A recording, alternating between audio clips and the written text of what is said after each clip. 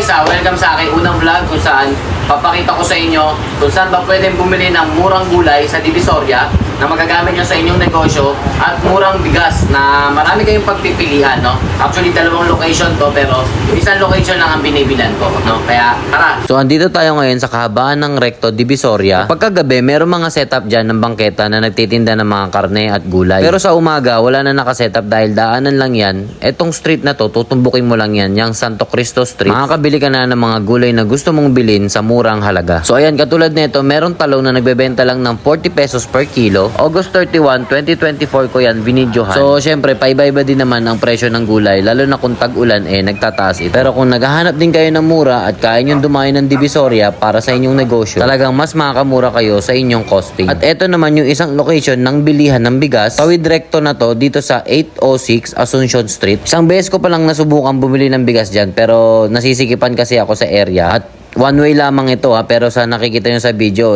madami din nagka-counterflow. Kaya dito ako bumibili sa may Haligid, Dagupan na malapit sa Tutuban Center. At dito ay 4 ang tindahan ng bigas na pwede mong pagpilian. So ayun, ang 4 tong nagbebenta ng bigas. Meron isa,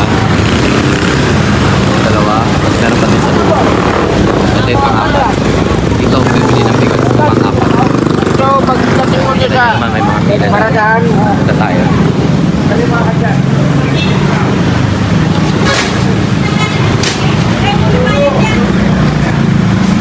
So dito, meron na silang mga display na mga bigas at may mga pangalan na din at presyo. At kung first time yung bibili dito at hindi nyo alam ang bibilhin, pwede nyo din tanungin yung mga nag-a-assist. Kung ano ba yung maganda pang only rice, ano ba yung maganda pang sinangag o pang fried rice, at yung malambot na kanin. So ayan, pipila, tapos na ako pumila. Inaantay ko na lang tawagin yung order ko. Kasi once na nagbayad na kayo doon, sinabi nyo na yung order nyo, waiting na lang para tawagin yung pangalan nyo para i-out ng mga namapayan natin yung orders.